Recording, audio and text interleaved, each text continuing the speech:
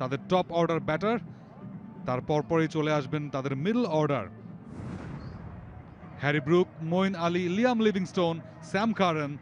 এই হচ্ছে তাদের মিডল অর্ডার, অর্থাৎ স্পিন সিম সবকিছু নিয়ে তাদের মিডল অর্ডারটা সাজানো অলরাউন্ডারে ভর্তি। তারপর পরে চলে আসবে ক্রিস জর্ডান, জোফরা আর্চার, আদিল রশিদ এবং টপলি তাদের লোয়ার অর্ডার।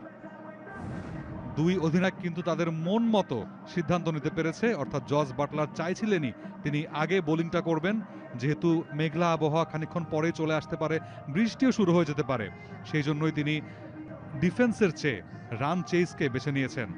অপরদিকে ভারত অধিনায়ক রোহিত শর্মাও চাচ্ছিলেন যে তিনিও আগে ব্যাটিংটা করবেন। সো দুই অধিনায়কের মন মতো একটা টস হয়ে গেল, যেটা আমরা দেখতে পেলাম কিছুক্ষণ আগেই। একদমই রৌদ্রোজ্জ্বল একটা দিন কিছুক্ষণ আগেও যেটা ছিল না। It's quite cracked, but the cracks are quite solid. I'd expect it to be a kind of low, skiddy kind of surface for the spinners in particular, but a quick bowlers, I don't think we'll see that uneven bounce that we saw in Trinidad last night.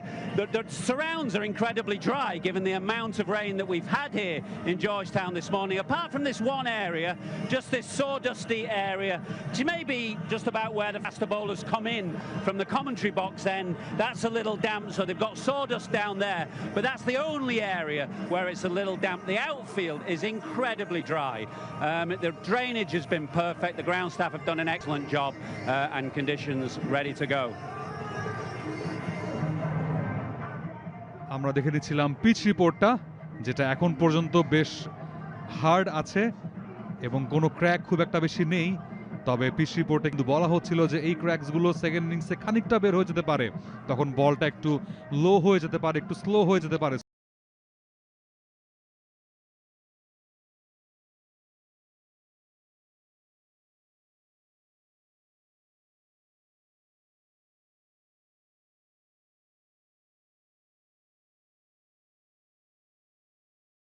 তবে গায়ানার পার্সপেক্টিভে বলতে হচ্ছে it's a good sunny day. Good morning from there. অনেক অনেক ধন্যবাদ প্রান্তর, এবং বিশ্বকাপের এই যাত্রাটা আমাদের সকলের জন্যই খুবই ইন্টারেস্টিং ছিল বলতে হবে। একেবারে শুরু থেকে জুনের 2 তারিখ থেকে মতো বাংলাদেশে বাংলা ধারাভাষ্যে টফিতে আপনারা আইসিসির ইভেন্টটার সরাসরি সম্প্রচার উপভোগ করেছেন।